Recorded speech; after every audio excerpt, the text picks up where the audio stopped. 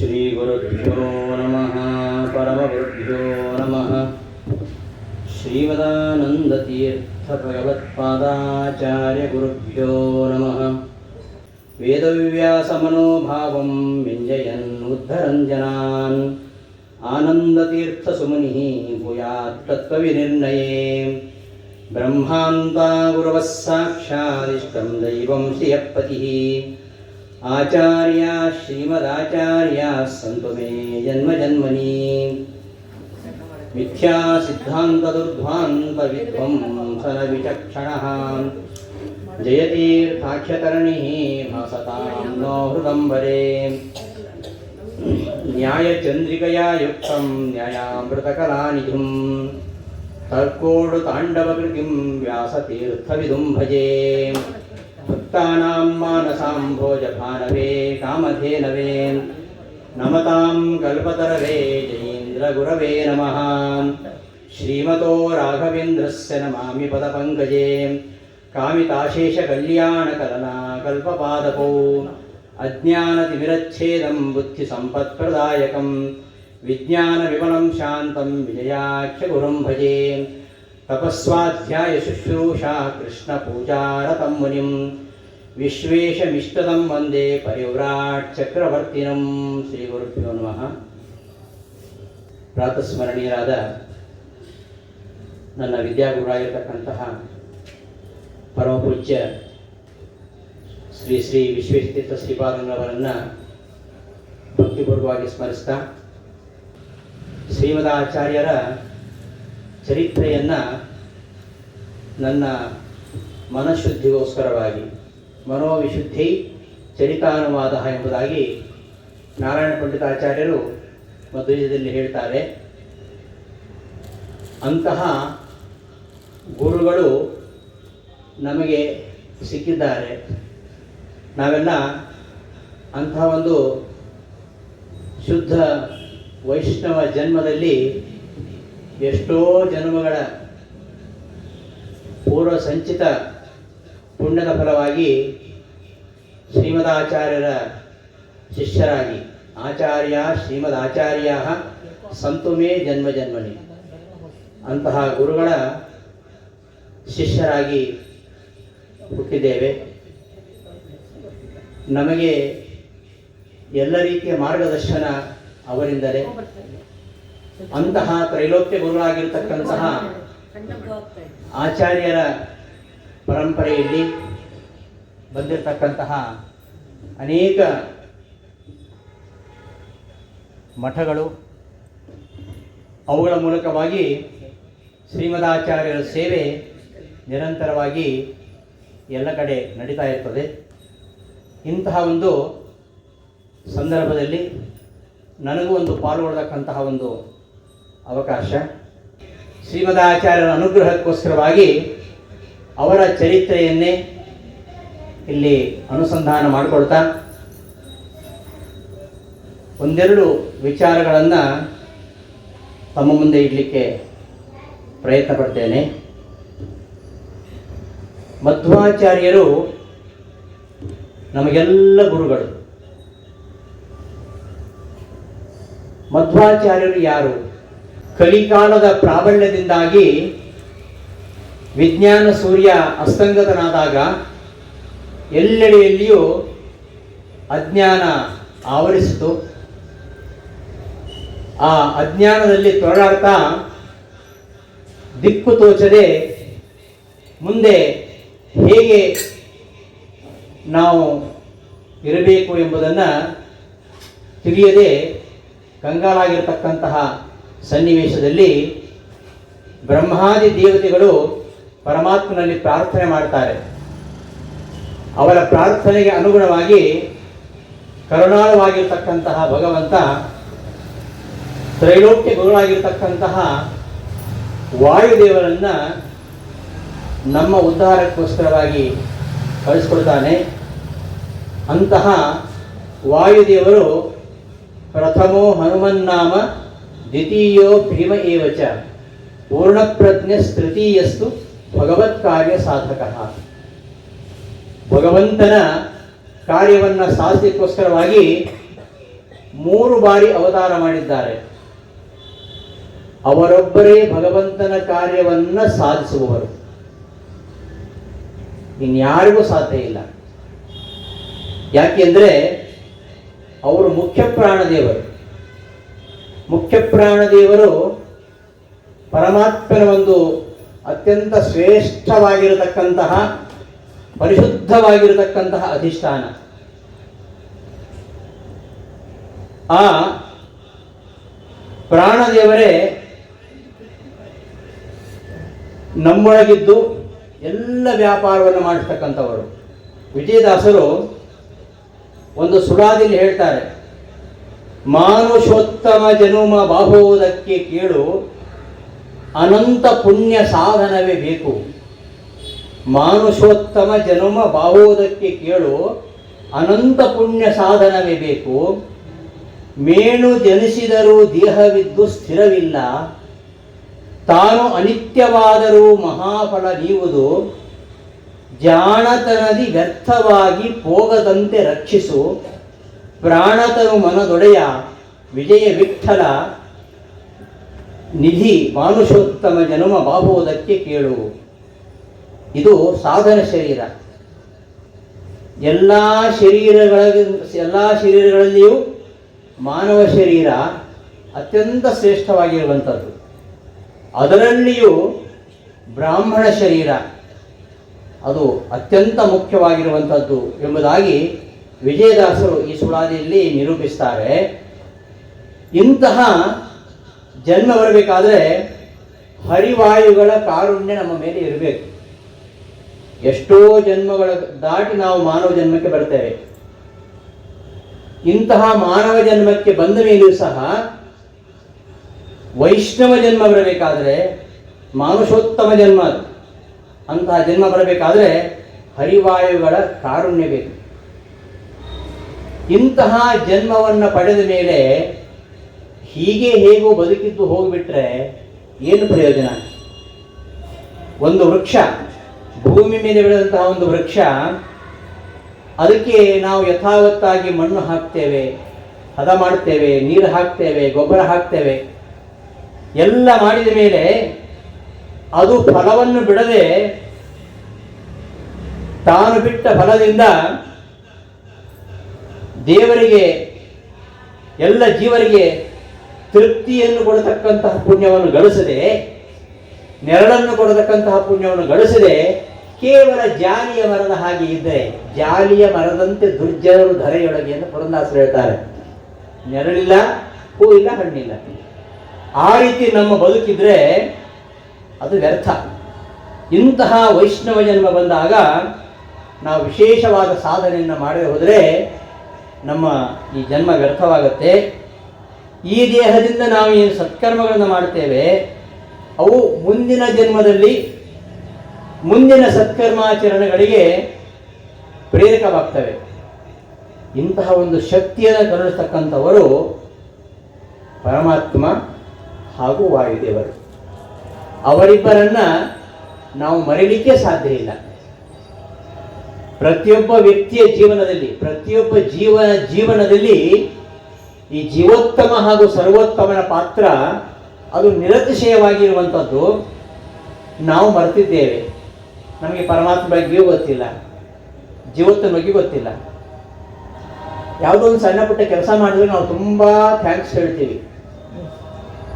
ಕುರುಡಾದ ನಮ್ಮ ಕಣ್ಣನ್ನು ಸರಿಪಡಿಸಿದಂತಹ ವೈದ್ಯನಿಗೆ ನಾವು ಕೃತಜ್ಞತೆ ಸಲ್ಲಿಸ್ತೇವೆ.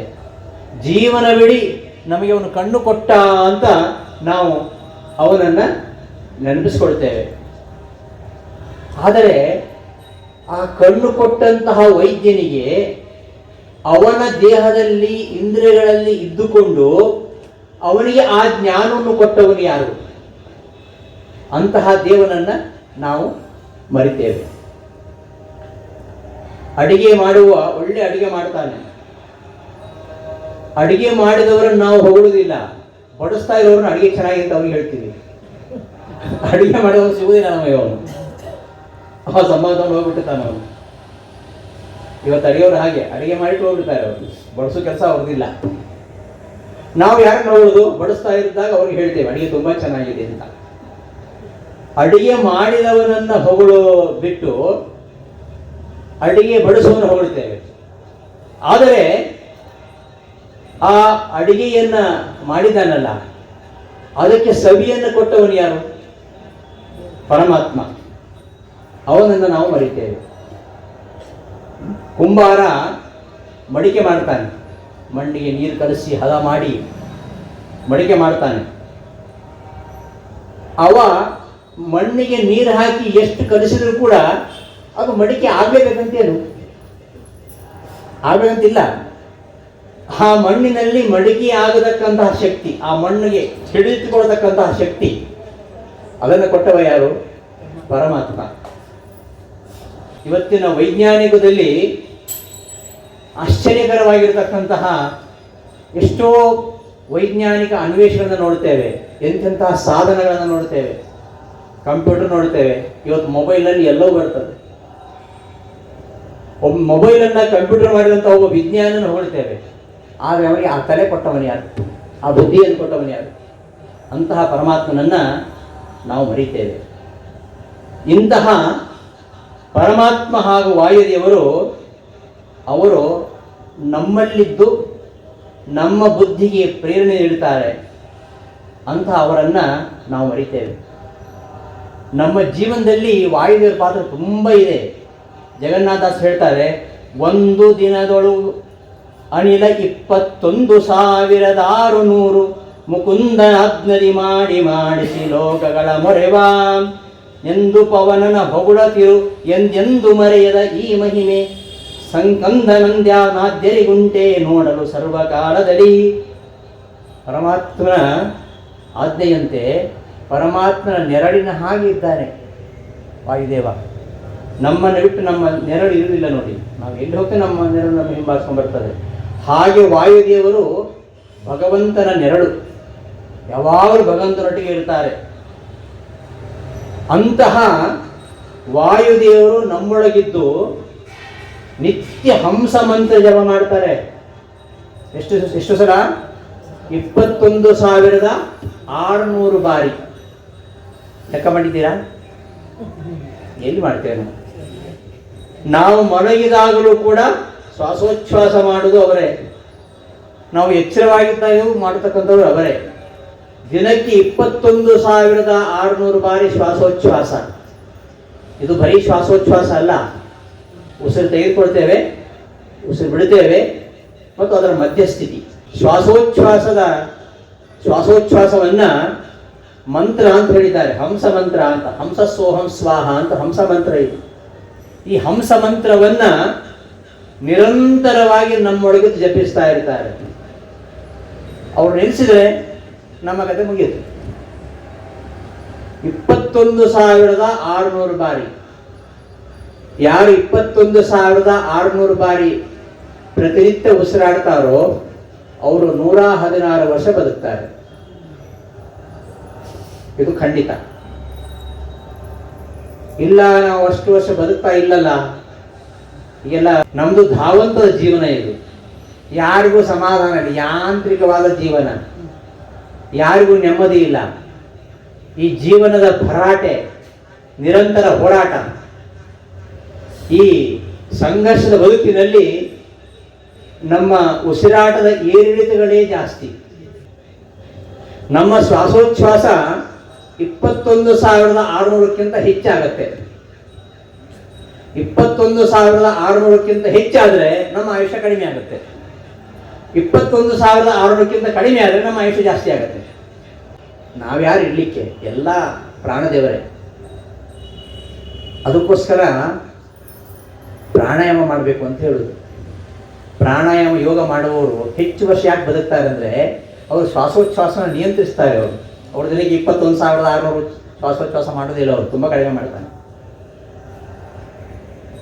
ಇದನ್ನು ಮಾಡತಕ್ಕಂಥವರು, ನಮ್ಮೊಳಗಿದ್ದು ಮಾಡತಕ್ಕಂಥವರು ವಾಯುದೇವರು. ಅವರು ನಮ್ಮೊಳಗಿದ್ದು ನಮ್ಮ ಎಲ್ಲ ಇಂದ್ರಿಯಗಳನ್ನು, ಚಟುವಟಿಕೆಗಳನ್ನು ಪ್ರೇರಿಸ್ತಾರೆ. ಅದಕ್ಕೆ ಅವರಿಗೆ ಪ್ರಾಣದೇವರು ಅಂತ ಹೇಳೋದು. ಪ್ರಾಣದೇವರು ಏನು?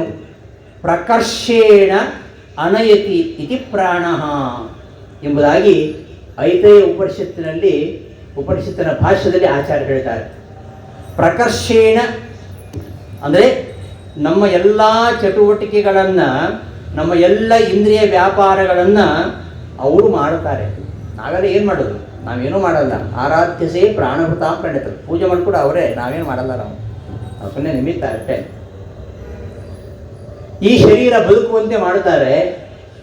ನಮ್ಮ ಎಲ್ಲ ಇಂದ್ರಿಯಗಳಿಗೆ ಚಟುವಟಿಕೆ ಬರುವಂತೆ ಮಾಡ್ತಾರೆ. ಆದ್ದರಿಂದ ಅವರಿಗೆ ಪ್ರಾಣ ಅಂತ ಹೇಳುದು. ಪ್ರಾಣಗಳು ತುಂಬ ಇವೆ, ಅದರಲ್ಲಿ ಇವರು ಮುಖ್ಯವಾದ್ದರಿಂದ ಇವರಿಗೆ ಮುಖ್ಯ ಪ್ರಾಣ ಅಂತ ಹೇಳೋದು. ಈ ಮುಖ್ಯ ಪ್ರಾಣ ದೇವರು ನಮ್ಮ ಎಲ್ಲ ಆಪತ್ತುಗಳನ್ನ ಪರಿಹಾರ ಮಾಡ್ತಕ್ಕಂಥವರು.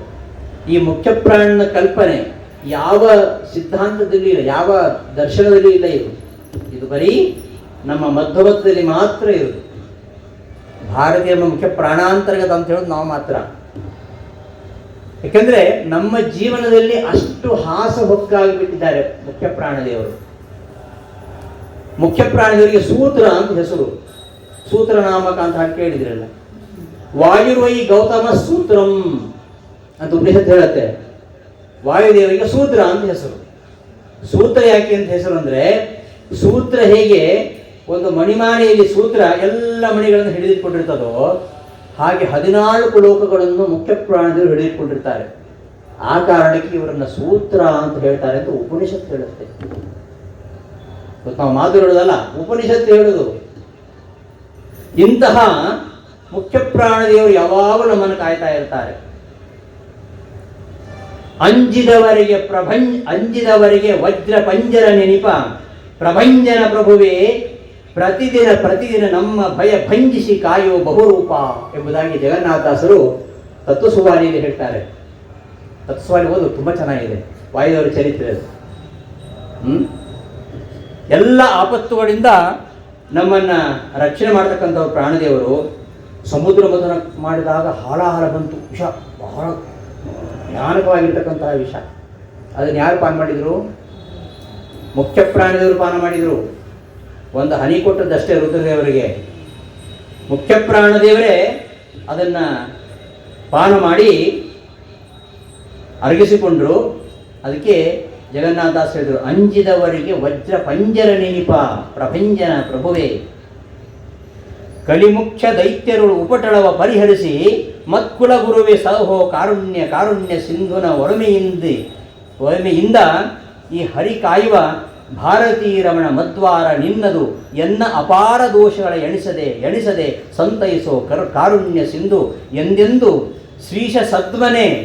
ಪರಮಾತ್ಮನ ಮನೆ ಅಂತವನು ಯಾರು? ಮುಖ್ಯ ಪ್ರಾಣದೇವರು ಪರಮಾತ್ಮನ ಮನೆ. ಶ್ರೀಶ ಸದ್ಮನೆ ಜೀವರಾಶಿಗಳು 1,20,600 ಹಗಲಿರಲು ಶ್ವಾಸ ಜಪ ಮಾಡಿ ಹರಿಜೀವಿ ಶ್ವಾಸ ಜಪ ಮಾಡಿ ಅದನ್ನು ಪರಮಾತ್ಮನಿಗೆ ಕೃಷ್ಣಾರ್ಪಣ ಅಂತಾರಂತೆ, ಸಮರ್ಪಣೆ ಮಾಡ್ತಾರಂತೆ. ಶ್ವಾಸೋಚ್ಛ್ವಾಸ ಹಂಸ ಮಂತ್ರಗಳನ್ನು ಪರಮಾತ್ಮನಿಗೆ ಸಮರ್ಪಣೆ ಮಾಡ್ತಾರಂತೆ ವಾಯುದೇವರು. ಅಂತಹ ಒಂದು ಪಾತ್ರ ಮುಖ್ಯ ಪ್ರಾಣದೇವರ ಪಾತ್ರ ಅದು ನಮ್ಮ ಜೀವನದಲ್ಲಿ ಇದೆ. ಅಂತಹ ಮುಖ್ಯ ಪ್ರಾಣದೇವರು ಪರಮಾತ್ಮನ ಒಂದು ಸುಂದರವಾದ ಅಧಿಷ್ಠಾನ. ನಾವೆಲ್ಲ ಪೂಜೆಗೆ ಒಂದು ಪ್ರತಿಮೆ ಇಟ್ಕೊಳ್ತೇವೆ, ತಾಮ್ರದ ಪ್ರತಿಮೆ, ಬೆಳ್ಳಿ ಪ್ರತಿಮೆ, ಬಂಗಾರದ ಪ್ರತಿಮೆ. ಆ ಪ್ರತಿಮೆಯಲ್ಲಿ ನಾವು ಪ್ರತಿನಿತ್ಯ ದೇವರನ್ನು ಆಹ್ವಾನಿಸ್ತೇವೆ. ನಮ್ಮ ಹೃತ್ಕಮಲವಾಗಿರ್ತಕ್ಕಂಥ ಪರಮಾತ್ಮನನ್ನು ಆ ಬಿಂಬದಲ್ಲಿ, ಆ ಪ್ರತಿಮೆಯಲ್ಲಿ ಆಹ್ವಾನಿಸಿ ಪೂಜೆಯನ್ನು ಮುಗಿಸಿ ಮತ್ತೆ ಆ ಪರಮಾತ್ಮನನ್ನು ನಮ್ಮ ಹೃದಯದ ಗುಹೆಯೊಳಗೆ ವಾಸ ಮಾಡುವಂತ ಕೇಳ್ತಾ ನಮ್ಮ ಪೂಜೆಯನ್ನು ಮುಗಿಸ್ತೇವೆ. ಪರಮಾತ್ಮ ನಮ್ಮ ಒಳಗೂ ಇದ್ದಾನೆ, ಎಲ್ಲ ಕಡೆ ಇದ್ದಾನೆ, ಜಡವಾಗಿರತಕ್ಕಂತಹ ಪ್ರತಿಮೆಯಲ್ಲಿ ಇದ್ದಾನೆ. ಈ ಪ್ರತಿಮೆ ಪರಮಾತ್ಮನ ಅತ್ಯಂತ ಮುಖ್ಯವಾಗಿರತಕ್ಕಂತಹ ಶ್ರೇಷ್ಠವಾಗಿರತಕ್ಕಂತಹ ಪ್ರತಿಮೆ ಅದು ಯಾವುದು ಅಂದರೆ ಅದು ವಾಯುದೇವರು ಅಂತ. ಯಾಕೆಂದರೆ ಪರಮಾತ್ಮನಿಗೆ ಅತ್ಯಂತ ಪ್ರೀತಿ ಪಾತ್ರರಾಗಿದ್ದವರು ಮುಖ್ಯ ಪ್ರಾಣದೇವರು. ಯಾಕೆಂತ ಹೇಳ್ತೀನಿ ನಾನು, ನಾವೆಲ್ಲ ಯಾಕಲ್ಲ. ಮುಖ್ಯ ಪ್ರಾಣದೇವರು ಯಾಕೆ ಅಷ್ಟು ಪರಮಾತ್ಮನಿಗೆ ಅಷ್ಟು ಪ್ರೀತಿ ಪಾತ್ರ? ಪರಮಾತ್ಮನ ಅಧಿಷ್ಠಾನಗಳು ಭಾಗವತ ಹೇಳಿದ ಹಾಗೆ ಭಾಗವತದಲ್ಲಿ ಬರುತ್ತೆ. ಸೂರ್ಯ ಅಗ್ನಿ ಬ್ರಾಹ್ಮಣೋ ಗಾವ ವೈಷ್ಣವ ಖಂ ಮರುಜ್ಜಲಂ ಭೂ ಆತ್ಮ ಸರ್ವಭೂತಾನಿ ಭದ್ರಪೂಜಾ ಪದಾನಿ ಮೇ. ಭಾಗವತದಲ್ಲಿ ಪರಮಾತ್ಮ ಉದ್ಧವನಿಗೆ ಉಪದೇಶ ಮಾಡ್ತಾ ತನ್ನ 10 ಅಧಿಷ್ಠಾನಗಳನ್ನು ಹೇಳ್ತಾನೆ. 10 ಕಡೆಯಲ್ಲಿ ನಾನಿದ್ದೇನೆ ಅಂತ. ಎಲ್ಲಿ ಅಂದರೆ ಸೂರ್ಯ ನಮ್ಮ ಕಣ್ಣಿಗೆ ಕಾಣುವ ಪರಮಾತ್ಮನ ಅಧಿಷ್ಠಾನ. ಅದಕ್ಕೆ ನಾವು ಸಂಧ್ಯಾವಂದನ ಮಾಡಬೇಕಾದ್ರೆ ಸೂರ್ಯಾಂತರ್ಗತ ನಾರಾಯಣನನ್ನು ಧ್ಯಾನ ಮಾಡ್ತೇವೆ. ಯಾಕೆ? ನಮ್ಮ ಕಣ್ಣಿಗೆ ಕಾಣುವ ಪ್ರತೀಕ ಅಂದರೆ ಸೂರ್ಯ. ಪ್ರಾಣಿಗಳು ಕಾಣಿಸೋದಿಲ್ಲ, ಕಾಣಿಸದೆ ಎಲ್ಲ ಕೆಲಸ ಮಾಡ್ತಾ ಇದ್ದಾರೆ ಅವರು. ನಮ್ಮ ಕಣ್ಣಿಗೆ ಕಾಣುವ ಭಗವಂತನ ಪ್ರತೀಕ ಅಂದರೆ ಸೂರ್ಯ. ಅದಕ್ಕೆ ಧ್ಯೇಯ ಸದಾ ಸವಿತೃಮಂಡಲ ಮಧ್ಯವರ್ತಿ ನಾರಾಯಣ ಸರಸಜಾಸನ ಸನ್ನಿವಿಷ್ಟ. ಸೂರ್ಯಾಂತರ್ಗತನಾಗಿರತಕ್ಕಂತಹ ಪರಮಾತ್ಮನ ನಾವು ಧ್ಯಾನ ಮಾಡ್ತೇವೆ. ಸೂರ್ಯ, ಅಗ್ನಿ, ಬ್ರಾಹ್ಮಣ, ಹಸುಗಳು, ವೈಷ್ಣವ, ಆಕಾಶ, ಗಾಳಿ, ನೀರು, ಭೂಮಿ, ಆತ್ಮ, ಎಲ್ಲ ಭೂತಗಳು, ಎಲ್ಲ ಪ್ರಾಣಿಗಳು, ಇವೆಲ್ಲ ಕಡೆಯಲ್ಲೂ ನಾನಿದ್ದೇನೆ. ಇದರಲ್ಲಿ ಅತ್ಯಂತ ಶ್ರೇಷ್ಠವಾಗಿರತಕ್ಕಂತಹ ಅಧಿಷ್ಠಾನ ಅದು 2. ಒಂದು ಕಣ್ಣಿಗೆ ಕಾಣುವ ಸೂರ್ಯ, ಮತ್ತೊಂದು ನಮ್ಮ ಕಣ್ಣಿಗೆ ಕಾಣದ ವಾಯುದೇವರು, ಮುಖ್ಯ ಪ್ರಾಣದೇವರು. ಮುಖ್ಯ ಪ್ರಾಣದೇವರು ಅತ್ಯಂತ ಶ್ರೇಷ್ಠವಾಗಿರತಕ್ಕಂತಹ ಪ್ರಧಾನವಾಗಿರತಕ್ಕಂತಹ ಧಾಮ. ಪ್ರಧಾನಂ ಧಾಮ ವಿಷ್ಣುವಸ್ತು ಪ್ರಾಣಯೇವ ಪ್ರಕೀರ್ತಿತ ಅಂತ ಆಚಾರ್ಯರು ಭಾಷಣದಲ್ಲಿ ಹೇಳ್ತಾರೆ. ಅಷ್ಟು ಮುಖ್ಯವಾಗಿರುವಂಥದ್ದು, ಅಷ್ಟು ಪ್ರೀತಿಪಾತ್ರವಾಗಿರ್ತಕ್ಕಂತಹ ಅಧಿಷ್ಠಾನ ಅಂದರೆ ಮುಖ್ಯ ಪ್ರಾಣದೇವರು. ಅವನಿಗೆ, ಪರಮಾತ್ಮನಿಗೆ ವೈಕುಂಠಕ್ಕಿಂತಲೂ ಹೆಚ್ಚು ಪ್ರೀತಿಪಾತ್ರರಾದದ್ದು ಯಾರು ಅಂದರೆ ಮುಖ್ಯ ಪ್ರಾಣದೇವರು ಅಂತ ಹೇಳ್ತಾರೆ. ಅಂತಹ ಮುಖ್ಯ ಪ್ರಾಣದೇವರನ್ನು ನಾವು ಮರೆತಿದ್ದೇವೆ. ನತಾದೃಶಿ ಪ್ರೀತಿ ರೀಡ್ಯಸ್ಯ ವಿಷ್ಣೋ ಗುಣೋತ್ಕರ್ಷ ಜ್ಞಾದರಿ ಯಾದೃಶಿ ಸ್ಯಾತ್. ಯಾಕೆ ಪರಮಾತ್ಮನಿಗೆ ವಾಯುದೇವನಿನಷ್ಟು ಪ್ರೀತಿ? ನಮ್ಮ ಮೇಲೆ ಕಾರುಣ್ಯ ಇದೆ, ಇಲ್ಲದ ನಾವು ಇರಲಿಕ್ಕೆ ಸಾಧ್ಯ ಇಲ್ಲ. ನಾವು ಚೆನ್ನಾಗಿದ್ದೀವಿ ಅಂದರೆ ನಿನ್ನ ಒಲುಮೆಯಿಂದ ನಿಖಿಲ ಜನರು ಬಂದು ಅಂತ ವಿಜಯದಾಸರು ಹೇಳ್ತಾರಲ್ಲ, ಎಷ್ಟು ಕಷ್ಟಪಡ್ತಾ ಇದ್ರು ಅವರು. ಅಂತಹ ವಿಜಯದಾಸರು ಹೇಗೆ ಮೆರೆದ್ರು? ಅದು ನಿನ್ನ ಒಲುಮೆ ಅಂತ ಹೇಳ್ತಾರೆ ಅವರು. ಆ ಭಗವಂತನ ಒಲುಮೆ, ಭಗವಂತನ ಪ್ರೀತಿ, ಭಗವಂತನ ಕಾರುಣ್ಯ ಅದು ನಮ್ಮ ಮೇಲೆ ಇದೆ. ಎಲ್ಲರಿಗಿಂತಲೂ ಹೆಚ್ಚು ಪ್ರೀತಿ ಪ್ರಾಣರ ಮೇಲೆ. ಯಾಕೆ ಅಂದರೆ ನತಾದೃಶಿ ಪ್ರೀತಿ ರಿಡ್ಯಸ್ಯ ವಿಷ್ಣೋ. ಯಾರಲ್ಲಿ ಪರಮಾತ್ಮನಿಗೆ ತುಂಬ ಪ್ರೀತಿ ಇರುತ್ತೆ ಅಂದರೆ ಯಾರು ಪರಮಾತ್ಮನನ್ನು ಸರಿಯಾಗಿ ತಿಳ್ಕೊಳ್ತಾರೆ ಅವ್ರ ಮೇಲೆ. ಹಾಗಾಗಿ ನಿತ್ಯ ಪರಮಾತ್ಮನ ಕಥೆಯನ್ನು ಕೇಳಬೇಕು. ಪರಮಾತ್ಮನಿಗೆ ಯಾರ ಮೇಲೆ ಪ್ರೀತಿ ಹೆಚ್ಚು ಅಂದರೆ ಯಾರು ತನ್ನ ಗುಣಗಳನ್ನು ಚೆನ್ನಾಗಿ ತಿಳ್ಕೊಳ್ತಾರೆ. ಗುಣೋತ್ಕರ್ಷ ಜ್ಞಾತರಿ ಯಾದೃಶಿ ಸ್ಯಾತ್. ಭಗವಂತನ ಗುಣೋತ್ಕರ್ಷವನ್ನು ಯಾರು ಚೆನ್ನಾಗಿ ತಿಳ್ಕೊಳ್ತಾರೆ ಅವರ ಮೇಲೆ ಭಗವಂತನಿಗೆ ತುಂಬ ಪ್ರೀತಿ. ಪರಮಾತ್ಮನನ್ನ ಅಷ್ಟು ಚೆನ್ನಾಗಿ ತಿಳ್ಕೊಂಡವರು ಯಾರು ಅಂದರೆ ವಾಯುದೇವರು. ಭಾಗವತ ತಾತ್ಪರ್ಯದಲ್ಲಿ ಹೇಳ್ತಾರೆ, ಸರ್ವದೇವೋತ್ತಮೋ ವಾಯು, ಸರ್ವದೇವೋತ್ತಮೋ ವಾಯು ಇತಿ ಜ್ಞಾನಾನ್ ನಚಾಪರಂ ಪ್ರಿಯಮಸ್ತೆ ಹರೇ ಕಿಂಚಿತ್ ತಥಾ ವಾಯೋ ಹರೇರ್ವಿಧ.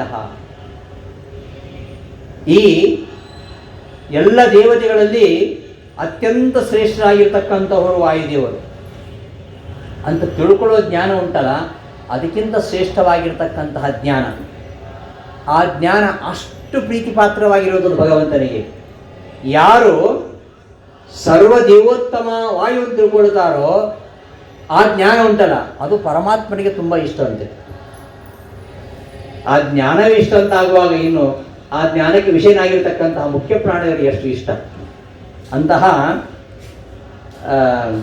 ಶ್ರೇಷ್ಠವಾಗಿರ್ತಕ್ಕಂಥ ಅಧಿಷ್ಠಾನ.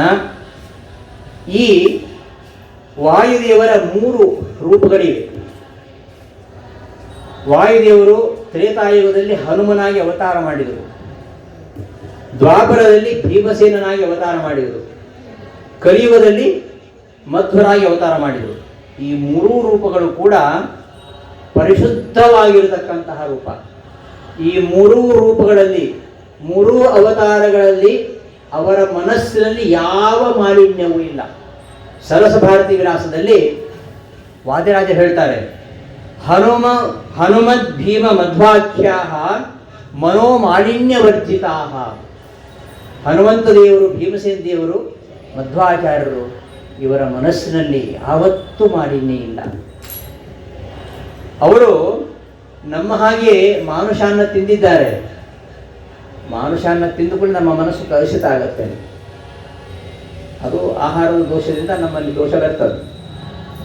ಆದರೆ ವಾಯುದೇವರ ಮೂರು ಅವತಾರಗಳು, ತ್ರಿಶ್ವಪ್ರೇವಾವತಾರೇಶು, ಮೂರೂ ಅವತಾರಗಳಲ್ಲಿಯೂ ಕೂಡ ಅವರಲ್ಲಿ ಯಾವ ಮಾಲಿನ್ಯ ಇಲ್ಲ.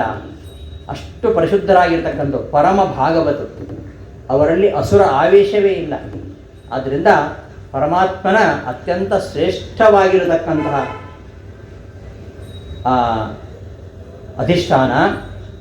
ಇಂತಹ ಮುಖ್ಯ ಪ್ರಾಣದೇವರು ಯಾವಾಗಲೂ ಪರಮಾತ್ಮ ಜೊತೆ ಇರ್ತಾರೆ. ನಮ್ಮೊಳಗೆ ಯಾವಾಗಲೂ ವಾಯುದೇವರು ಪರಮಾತ್ಮನೊಂದಿಗೆ, ತತ್ವಾಭಿಮಾನಿ ದೇವತೆಗಳೊಂದಿಗೆ, ನಮ್ಮ ದೇಹದಲ್ಲಿ ತತ್ವಾಭಿಮಾನಿ ದೇವತೆಗಳಿದ್ದಾರೆ. ನಮ್ಮ ದೇಹದಲ್ಲಿ 72,000 ನಾಡಿಗಳಲ್ಲಿ 72,000 ಭಗವಂತನ ರೂಪಗಳಿವೆ. 72,000 ನಾಡಿಗಳು ನಮ್ಮ ದೇಹದಲ್ಲಿ. ಸುಷುಮ್ನಾ ನಾಡಿ ಅಂತಿದೆ. ಸುಷುಮ್ನಾ ನಾಡಿ ನಮ್ಮ ಪೃಷ್ಠಸ್ಥಾನದಿಂದ ನೆತ್ತಿವರೆಗೆ ಹರಿದು ಹೋಗ್ತಕ್ಕಂತಹ ಒಂದು ನಾಡಿ. ಅದು ಬಹಳ ಸೂಕ್ಷ್ಮವಾಗಿರುವಂಥದ್ದು. ಅದು 5 ನಾಡಿಗಳಿಂದ ಕೂಡಿರತಕ್ಕಂಥ ಒಂದು ನಾಡಿ. ಅದರಿಂದ 100 ನಾಡಿಗಳು ನಮ್ಮ ದೇಹದಾದ್ಯಂತ ಹರಡಿ 72,000 ನಾಡಿಗಳು ನಮ್ಮ ದೇಹದಲ್ಲಿವೆ. ಬಲಬದಿಯಲ್ಲಿ 36,000 ನಾಡಿಗಳು, ಎಡಬದಿಯಲ್ಲಿ 36,000 ನಾಡಿಗಳು. ಹೀಗೆ 72,000 ನಾಡಿಗಳಲ್ಲಿ 72,000 ಭಗವಂತನ ರೂಪಗಳಿವೆ. ಅಂತಹ 72,000 ನಾಡಿಗಳಲ್ಲಿ 72,000 ಭಗವಂತನ ರೂಪಗಳಿಂದ, ತತ್ವಾಭಿಮಾನಿ ದೇವತೆಗಳಿಂದ ಮುಖ್ಯ ಪ್ರಾಣ ದೇವರು ನಮ್ಮೊಳಗೆ ನೆಲೆಸಿದ್ದು ನಮ್ಮನ್ನ ನಿರಂತರವಾಗಿ ರಕ್ಷಣೆ ಮಾಡುತ್ತಾ ಇದ್ದಾರೆ. ಈ ಅನುಸಂಧಾನ ನಮ್ಮಲ್ಲಿ ಯಾವಾಗಲೂ ಇರಬೇಕು. ಅವರೇ ನಮ್ಮೊಳಗಿದ್ದು ತತ್ವಾಭಿಮಾನಿ ದೇವತೆಗಳ ಮೂಲಕವಾಗಿ ಭಗವಂತನ ಪ್ರೇರಣೆಯಂತೆ ಎಲ್ಲವನ್ನು ಅವರೇ ಮಾಡುವವರು. ನಾವು ಮಾಡಲಿಕ್ಕೆ ಏನೂ ಇಲ್ಲ. ಎಲ್ಲವೂ ಪರಮಾತ್ಮ ನಮ್ಮೊಳಗಿದ್ದು ಮುಖ್ಯ ಪ್ರಾಣದೇವರನ್ನು ಎಲ್ಲವನ್ನು ಮಾಡಿಸ್ತಾನೆ. ಈ ಅನುಸಂಧಾನ ನಮಗೆ ಯಾವಾಗಲೂ ಬೇಕು. ಅದು ನಮ್ಮಲ್ಲಿ ಇರುವುದಿಲ್ಲ. ಆ ಕರ್ತೃತ್ವ ಕಾರಯಿತ್ರವಾದಿ ಅನುಸಂಧಾನಂ ಅಂತ ರಾಯರು ಹೇಳ್ತಾರಲ್ಲ, ಆ ಅನುಸಂಧಾನ ನಮ್ಮಲ್ಲಿ ಇಲ್ಲ. ನಾವೇ ಮಾಡ್ತೇವೆ ಅಂತ ನಾವು ಬಾರಿ ಹೇಳ್ಕೊಳ್ತೇವೆ, ನಾನೇ ಮಾಡಿದ್ದು ಅಂತ. ನಮ್ಮ ಕೈಲಿ ಏನಿಲ್ಲ. ತೇನ ವಿನಾ ತೃಣಮಪಿ ನ ಚಲತಿ. ಭಗವಂತನ ಪ್ರೇರಣೆ ಇಲ್ಲದೆ, ಭಗವಂತನ ಇಚ್ಛೆ ಇಲ್ಲದೆ ಏನೂ ನಡೆಯಲ್ಲ. ಆ ಪರಮಾತ್ಮ ಜೀವಾತ್ಮನೊಂದಿಗೆ, ಅಂದರೆ ಜೀವೋತ್ತಮನೊಂದಿಗೆ ನಮ್ಮೊಳಗಿದ್ದು ನಿರಂತರವಾಗಿ ನಮ್ಮನ್ನ ರಕ್ಷಣೆ ಮಾಡ್ತಾ ನಮ್ಮಿಂದ ನಾನಾ ಚಟುವಟಿಕೆಗಳನ್ನ ಮಾಡಿಸ್ತಾ ಇರ್ತಾನೆ. ಅವನೇ ಮಾಡೋದು, ನಾವು ಏನೂ ಮಾಡಲಿಕ್ಕಿಲ್ಲ. ನಮಗೂ ಪರಮಾತ್ಮನಿಗೂ ಮಧ್ಯದಲ್ಲಿ ಸೇತುವೆ ಯಾರು ಅಂದರೆ ಮುಖ್ಯ ಪ್ರಾಣದೇವರು. ಈ ಸಂಸಾರ ಸಾಗರವನ್ನು ದಾಟಿ ಆ ದಡಕ್ಕೆ ಹೋಗಬೇಕು, ಮೋಕ್ಷಕ್ಕೆ ಹೋಗಬೇಕು ಅಂತಾದರೆ ಬಹುದೊಡ್ಡ ಸೇತುವೆ ಅದು. ಯಾವ ಇಂಜಿನಿಯರ್ ಕಟ್ಟಲಿಕ್ಕೆ ಆಗೋದಿಲ್ಲ. ಅದು ಯಾರಂದರೆ ಯಸ್ಸೇತು ರೀಜಾನಾನ ತಸ್ಮಿನ್ನಪೋ ಮಾತ ವಿಶ್ವಾದದಾದಿ ಎಂದು ಉಪನಿಷತ್ತು ಹೇಳುತ್ತೆ. ನಾವು ಮಾಡ್ತಕ್ಕಂಥ ಎಲ್ಲ ಕರ್ಮಗಳನ್ನು ಕೂಡ ಪರಮಾತ್ಮನಿಗೆ ಅರ್ಪಣೆ ಮಾಡಿ ನಮ್ಮನ್ನ ಈ ಸಂಸಾರದಿಂದ ದಾಟಿಸುವಂತಹ ಸೇತುವೆ ಅಂದರೆ ಮುಖ್ಯ ಪ್ರಾಣದೇವರು. ಅಂತಹ ಮುಖ್ಯ ಪ್ರಾಣದೇವರ ಅನುಗ್ರಹ ನಮಗಿಲ್ಲ ಅಂತಾದರೆ ನಮಗೇನು ಮಾಡಲಿಕ್ಕೆ ಸಾಧ್ಯ ಇಲ್ಲ. ಇಷ್ಟು ಆ ಮುಖ್ಯ ಪ್ರಾಣದೇವರ ಪಾತ್ರ ನಮ್ಮ ಜೀವನದಲ್ಲಿದೆ. ಅದು ನಾವು ಯಾವಾಗಲೂ ಪ್ರತಿ ಕ್ಷಣವೂ ಕೂಡ ನಾವು ಚಿಂತಿಸಬೇಕು. ಮುಖ್ಯ ಪ್ರಾಣದೇವರು ನಮ್ಮೊಳಗಿದ್ದು ಪರಮಾತ್ಮನ ನೆರಳಾಗಿ ನಮ್ಮೊಳಗಿದ್ದು ತತ್ವಾಭಿಮಾನಿ ದೇವತೆಗಳ ಮೂಲಕವಾಗಿ ಎಲ್ಲ ಈ ಇಂದ್ರಿಯ ಚೇಷ್ಟೆಗಳನ್ನು, ಎಲ್ಲ ವ್ಯಾಪಾರಗಳನ್ನು ಅವರು ಮಾಡಿಸ್ತಾ ಇರ್ತಾರೆ. ನಮಗೇನು ಮಾಡಲಿಕ್ಕೆ ಸಾಧ್ಯ ಇಲ್ಲ. ಅಂತಹ ಮುಖ್ಯ ಪ್ರಾಣದೇವರು ಮೊದಲು ಹನುಮಂತನಾಗಿ ಅವತಾರ ಮಾಡಿದರು, ಆಮೇಲೆ ಭೀಮನಾಗಿ ಅವತಾರ ಮಾಡಿದರು. ಶ್ರೀಶ ಪ್ರೀತಿ ಪ್ರಜಾತಃ ಎಂಬುದಾಗಿ ಈ ಇದರಲ್ಲಿ ಹೇಳ್ತಾರೆ. ಪ್ರಮೇಯ ನವಮಾಲಿಕಾದಲ್ಲಿ ಆರಂಭದಲ್ಲಿ ಶ್ರೀಶ ಪ್ರೀತಿ ಪ್ರಜಾತಃ ಸುಮಹಿತ ಮಹಿಮಾ ಶ್ರೀ ಹನುಮಾನ್ ನಿದೇಶಾತ್ ರಾಮಸ್ಯೋಲ್ಲಂಘಿತಾಬ್ಧಿ ಸಹರಿ ರಥಗತಃ ಸೇತುನಾ ಪಿಷ್ಟ ದುಷ್ಟಃ ಭೂಭೃನ್ನೀ ರಾವಣಾರಿಂ ಪುರಗ ಮುರುದಯಂ ಪೂಜಿತ್ವಾ ಸಸೀತಂ ಪಶ್ಯನ್ ಕಿಂ ಪೂರುಷೇತಂ ಸತತಮಪಿ ಮಹಾನ್ ಪ್ರಾಣ ಮುಖ್ಯೋವತಾನ್ಮಾಂ. ಮುಖ್ಯ ಪ್ರಾಣದೇವರ ಸ್ತೋತ್ರವನ್ನು ಆರಂಭದಲ್ಲಿ ಮಾಡ್ತಾ ಇದ್ದಾರೆ. ಇದು ಹನುಮಧ್ವಿಜಯ ಅಂತ ಹೇಳ್ತಾರೆ. ಇದಕ್ಕೆ ಪ್ರಮೇಯ ನವಮಾಲಿಕಾ ಅಂತ ಹೇಳ್ತಾರೆ. ಮಧ್ವಿಜಯವನ್ನು ರಚನೆ ಮಾಡಿದವರು ನಾರಾಯಣ ಪಂಡಿತಾಚಾರ್ಯರು. ಅವ್ರ ಬಗ್ಗೆ ಮುಂದೆ ಹೇಳಲಿಕ್ಕಿದ್ದೇನೆ. ನಾರಾಯಣ ಪಂಡಿತಾಚಾರ್ಯ ಯಾರು, ಅವ್ರಿಗೇನು ಅಷ್ಟು ಗೊತ್ತಿತ್ತ ಮಧ್ವಾಚಾರ್ಯರ ಬಗ್ಗೆ, ಇದರ ಮುಂದೆ ಬರ್ತಕ್ಕಂಥ ವಿಷಯ. ಅವರು ಮಧ್ವಾಚಾರ್ಯನ ಕಣ್ಣಾರೆ ಕಂಡವರು. ತ್ರಿವಿಕ್ರಮ ಪಂಡಿತಾಚಾರ್ಯರು, ಅವರ ಮಗ ನಾರಾಯಣ ಪಂಡಿತಾಚಾರ್ಯರು, ಅವರು ಸಾಕ್ಷಾತ್ ಮಧ್ವಾಚಾರ್ಯನ ಕಂಡವರು. ಮಧ್ವಿಜಯ ಅಂತ ಒಂದು ಕಾವ್ಯ ರಚನೆ ಮಾಡಿದ್ರು. 16 ಸರ್ಗ ಇದೆ. 16 ಸರ್ಗ ನಿತ್ಯ ಪಾರಾಯಣ ಮಾಡಲಿಕ್ಕೆ ಆಗಲ್ಲ. ಅದಕ್ಕೆ ಇಡೀ ಮಧ್ವಿಜಯವನ್ನು ಅವರು 32 ಶ್ಲೋಕಗಳಲ್ಲಿ ಸಂಗ್ರಹ ಮಾಡಿದರು. ಸಂಗ್ರಹ ಮಾಡೋದು ಅಷ್ಟು ಸುಲಭದ ಕೆಲಸ ಅಲ್ಲದು, ಭಾಳ ಕಷ್ಟ ಸಂಗ್ರಹಿಸಿ ಹೇಳುವಂಥದ್ದು. ಸಂಕ್ಷೇಪ ವಿಸ್ತಾರಾಭ್ಯಾಂ ಹಿ ಕಥಯಂತಿ ಮನೀಷಿಣಃ ಅಂತ ಹೇಳ್ತಾರೆ. ಯಾವುದೇ ಒಂದು ವಿಷಯವನ್ನು ಸಂಕ್ಷೇಪವಾಗಿ ಹೇಳುವಂಥದ್ದು, ವಿಸ್ತಾರವಾಗಿ ಹೇಳುವಂಥದ್ದು ಅಷ್ಟು ಸುಲಭ ಅಲ್ಲ. 16 ಸರ್ಗಗಳ ಮಧ್ವಿಜಯವನ್ನು ಇವರು ಒಂದು ಪುಟ್ಟ ಕೃತಿಯಲ್ಲಿ ಸಂಗ್ರಹ ಮಾಡ್ತಾರೆ. ಸರ್ಗರ ವೃತ್ತದಲ್ಲಿ ರಾಘವೇಂದ್ರ ಸ್ವಾಮಿಗಳು ಕೂಡ ಹಾಗೆ ಸಂಗ್ರಹ ಮಾಡಿಕೊಟ್ಟಿದ್ದಾರೆ. 24,000 ಶ್ಲೋಕಗಳುಳ್ಳಂತಹ ರಾಮಾಯಣವನ್ನು ಬರೀ 11 ಶ್ಲೋಕಗಳಲ್ಲಿ ರಾಮಚಾರಿತ್ರ ಮಂಜರಿ ಎಂದು ಸಂಗ್ರಹ ಮಾಡಿದ್ದಾರೆ. ಹಾಗೆಯೇ ಇಡೀ ಭಾಗವತದ ಕಥೆಯನ್ನು ಕೃಷ್ಣ ಚಾರಿತ್ರ ಮಂಜರಿಯಲ್ಲಿ ಸಂಗ್ರಹ ಮಾಡಿದ್ದಾರೆ. ಹಾಗೆಯೇ ಮಧ್ವಾಚಾರ್ಯ ಬರೆದಿರ್ತಕ್ಕಂತಹ ಮಹಾಭಾರತ ತಾತ್ಪರ್ಯವನ್ನು ಮಹಾಭಾರತ ತಾತ್ಪರ್ಯ ಭಾವಸಂಗ್ರಹ ಅಂತ ಒಂದು ಪುಟ್ಟ ಕೃತಿಯಲ್ಲಿ ಇಡೀ ತಾತ್ಪರ್ಯವನ್ನು ಸಂಗ್ರಹಿಸಿದ್ದಾರೆ. ಮಧ್ವಾಚಾರ್ಯರು ಕೂಡ ಈ ಬ್ರಹ್ಮಸೂತ್ರ ಭಾಷ್ಯವನ್ನು ಬಹಳ ವಿಸ್ತಾರವಾಗಿ ಬರೆದರು. ದಿನ ಬ್ರಹ್ಮಸೂತ್ರ ಭಾಷ್ಯ ಪಾರಾಯಣ ಮಾಡಬೇಕು. ಅದು ಮಾಡಲಿಕ್ಕೆ ಆಗದೇ ಇದ್ದರೆ ಕೊನೆಗೆ ಅಣುಭಾಷ್ಯವನ್ನಾದರೂ ಪಾರಾಯಣ ಮಾಡಲಿ ಅಂತ ಮಾಡಿಕೊಟ್ಟಿದ್ದಾರೆ. ಸಂಗ್ರಹ, ಇಡೀ ಭಾಷೆದ ಸಂಗ್ರಹ ಒಂದು ಪುಟ್ಟ ಕೃತಿಯಲ್ಲಿ ಮಾಡಿಕೊಟ್ಟಿದ್ದಾರೆ ಮಧ್ವಾಚಾರ್ಯರು. ಕೃಷ್ಣ ತನ್ನ ಪುಟ್ಟ ಬಾಯಿಯಲ್ಲಿ ಬ್ರಹ್ಮಾಂಡ ತೋರಿಸಿದ ಹಾಗೆ ಇಡೀ ಶಾಸ್ತ್ರವನ್ನ ಆ ಅಣುಭಾಷ್ಯದಲ್ಲಿ ರಾಯರು ತೋರಿಸಿಕೊಟ್ಟಿದ್ದಾರೆ. ರಾಘವೇಂದ್ರ ಗುರುಸಾರ್ವಭೌಮರು ಪ್ರಾತಃಸಂಕಲ್ಪ ಗದ್ಯ ಅಂತ ಬರೆದಿದ್ದಾರೆ. ಅದರಲ್ಲಿ ಇಡೀ ಶಾಸ್ತ್ರ ಬರುತ್ತೆ.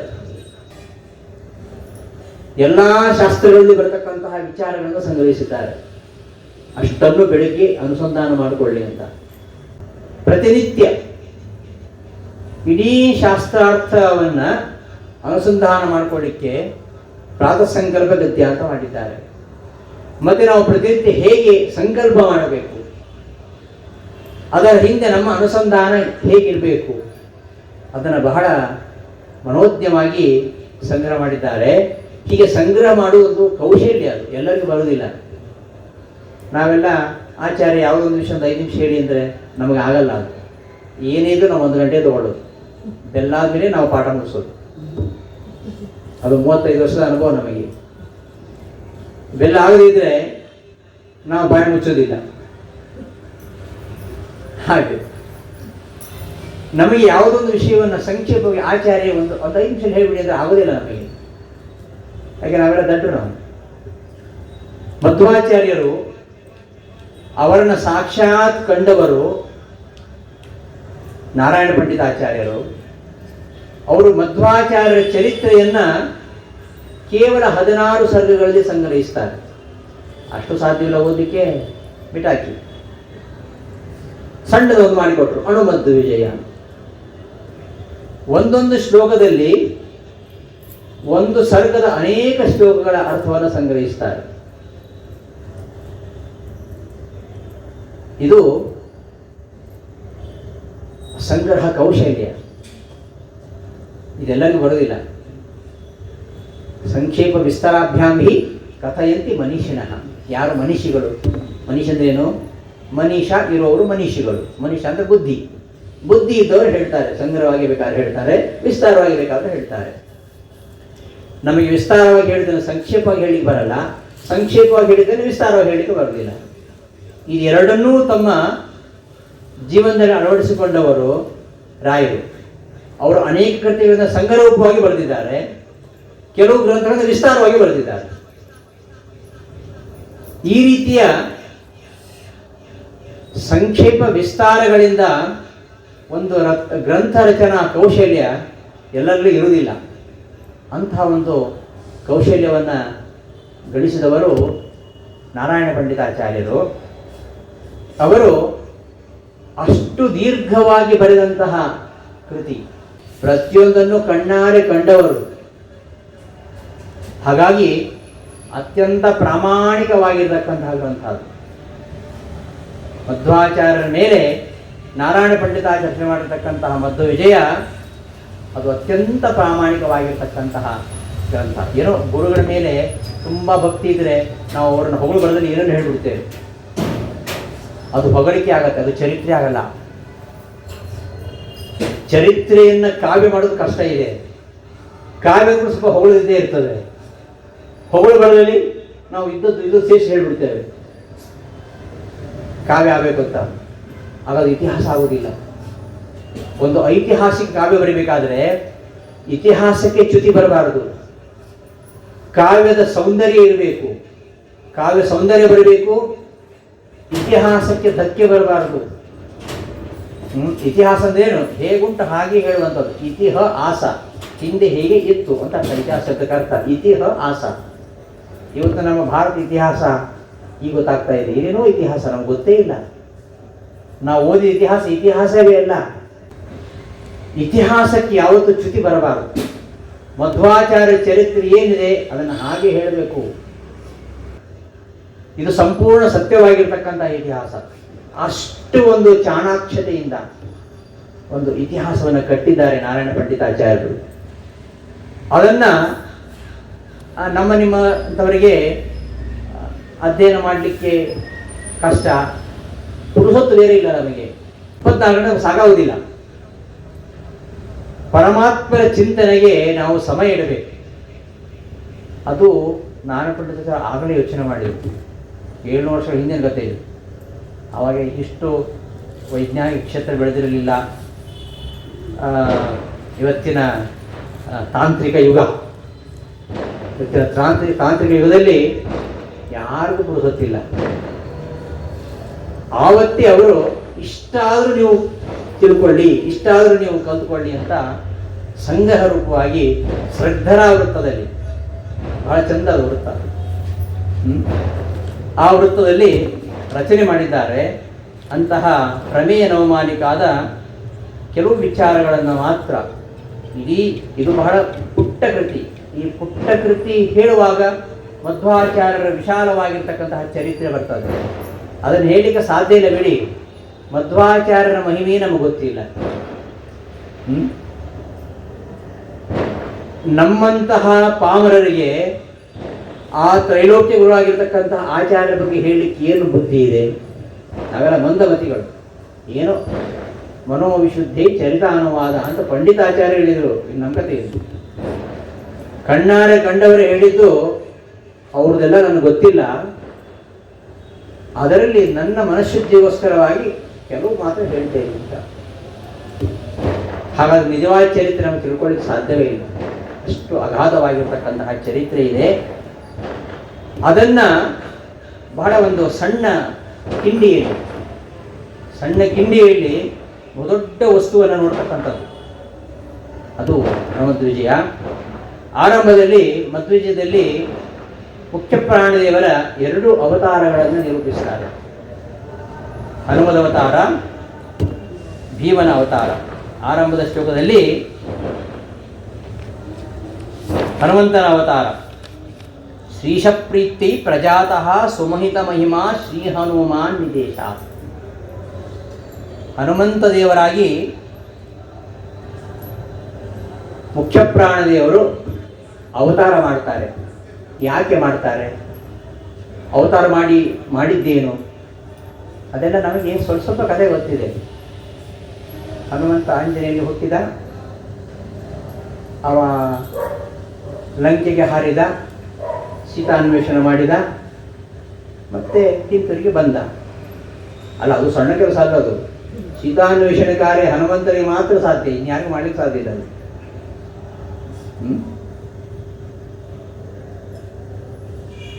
ಹನುಮಾನೇವ ಕಾರ್ಯ ದುರಂಧನ ಅಂತ ಹೇಳ್ತಾರೆ ಸರಸಭಾರತಿ ವಿಲಾಸದಲ್ಲಿ. ಹನುಮಂತನಿಗೆ ಮಾತ್ರ ಮಾಡಲಿಕ್ಕೆ ಆಗ್ತಕ್ಕಂತಹ ಕಾರ್ಯ ಅದು. 100 ಯೋಜನ ವಿಸ್ತೀರ್ಣದ ಸಮುದ್ರವನ್ನ ಹಾರಿ, ನಾವಿಲ್ಲೇ ಒಂದು 10 ಫೀಟ್ ಲಾಂಗ್ ಜಂಪ್ ಮಾಡಿದರೆ ಫ್ರಾಕ್ಚರ್ ಆಗೋದು. ಅಷ್ಟು ವಿಶಾಲವಾಗಿರ್ತಕ್ಕಂತಹ ಸಮುದ್ರವನ್ನು ಹಾರಿ ಹೋಗಬೇಕಾದ್ರೆ ಅದು ಸಣ್ಣ ವಿಷಯ. ಅವರಿಗೆ ಅಸಾಧ್ಯವಾದ ಕೆಲಸ ಯಾವುದೂ ಇಲ್ಲ. ಗಂಧಮಾದನಗಳು ತಂದಿಟ್ಟದ್ದು ಒಂದೇ ಸಲಕ್ಕೆ ಸೀತೆನ ನೋಡ್ಲಿಕ್ಕೆ ಹೋದಾಗ ಅನಿವಾರ್ಯವಾಗಿ ರಾವಣನ ಭೇಟಿ ಆಗಬೇಕಾಯ್ತು. ಮೊದಲನೇ ಭೇಟಿಯಲ್ಲಿ 80 ಕೋಟಿ ರಾಕ್ಷಸರನ್ನು ಸಂಹಾರ ಮಾಡಿದ್ದಾರೆ ಹನುಮಂತದೇವರು. ಅದ್ಭುತವಾದ ಚರಿತ್ರೆ. ಆ ಚರಿತ್ರೆಯನ್ನ ಸಂಕ್ಷೇಪವಾಗಿ ನಾಳೆ ಹನುಮಂತನ ಚರಿತ್ರೆ, ಭೀಮನ ಚರಿತ್ರೆ ಅಣುವಿಜಯದಲ್ಲಿ ಹೇಳಿದ ಹಾಗೆ ಅದನ್ನು ಹೇಳಿಬಿಟ್ಟು ಮತ್ತೆ ಮಧ್ವಾಚಾರ್ಯರ ಚರಿತ್ರೆಯಲ್ಲಿ ಬಹಳ ವಿಶೇಷವಾಗಿರ್ತಕ್ಕಂಥ ಅಂಶಗಳು, ನಾವು ಯಾರೋ ಕೇಳಿರ್ತಕ್ಕಂತಹ ಅನೇಕ ವಿಚಾರಗಳಿವೆ. ಅವುಗಳಲ್ಲಿ ಕೆಲವು ಅಂಶಗಳನ್ನು ಈ ಒಂದು 7 ದಿನಗಳ ಕಾಲದ ಉಪನ್ಯಾಸದಲ್ಲಿ ಯಥಾಮತಿ ನಿಮ್ಮ ಮುಂದೆ ಇಡಲಿಕ್ಕೆ ಪ್ರಯತ್ನ ಮಾಡ್ತೇನೆ. ನಮಗೆಲ್ಲ ಶ್ರೀಮದಾಚಾರ್ಯರ ತ್ರೈಲೋಕ್ಯ ಗುರುವಾಗಿರ್ತಕ್ಕಂಥ ಆಚಾರ್ಯ ಮಧ್ವರ ಚರಿತ್ರೆಯನ್ನು ನಿಮ್ಮ ಮುಂದೆ ಹೇಳುವಂತಹ ಅವಕಾಶವನ್ನು ಕಲ್ಪಿಸಿಕೊಟ್ಟಂತಹ ನಮ್ಮ ಗುರುಗಳಾಗಿರ್ತಕ್ಕಂತಹ ಶ್ರೀ ವಿದ್ಯಾಶ್ರೀಪಾದಂಗಳವರಿಗೆ ಭಕ್ತಿಪೂರ್ವಕವಾಗಿ ಕೃತಜ್ಞತೆಯನ್ನು ಸಮರ್ಪಿಸ್ತಾ ಎಲ್ಲ ಹರಿಗುರು ಭಕ್ತರಿಗೆ ಮಂಗಳವನ್ನು ಆಶಂಸಿಸ್ತಾ ಹರಿಗುರುಗಳ ಆಶೀರ್ವಾದ ಇರಲಿ ಎಂದು ಪ್ರಾರ್ಥನೆ ಮಾಡ್ತಾ ಈ 4 ಮಾತುಗಳನ್ನು ನನ್ನ ಗುರುಗಳಾಗಿರ್ತಕ್ಕಂತಹ ಕಲಿಯುಗ ಕಾಮಧೇವ ಕಲ್ಪವೃಕ್ಷ ಶ್ರೀ ರಾಘವೇಂದ್ರ ಗುರುಸಾರ್ವರ ಅಂತರ್ಯಾಮಿ ಆಗಿರತಕ್ಕಂತಹ ತ್ರೈಲೋಕ್ಯ ಗುರುಗಳಾಗಿರ್ತಕ್ಕಂತಹ ಆಚಾರ್ಯರ ಮಧ್ವರ ಅಂತರ್ಯಾಮಿ ಮೂಲರಾಮಾಭಿನ್ನ ನಮ್ಮ ಕುಲದೇವತೆ ಆಗಿರತಕ್ಕಂತಹ ತಿರುಪತಿ ಶ್ರೀನಿವಾಸನ ಅಡಿದಾವರಿಗಳಲ್ಲಿ ನನ್ನ 4 ಉಪನ್ಯಾಸಗಳನ್ನು ಸಮರ್ಪಿಸ್ತೇನೆ. ಶ್ರೀಕೃಷ್ಣ ಅರ್ಪಣವಸ್ತು. ಧನ್ಯವಾದಗಳು.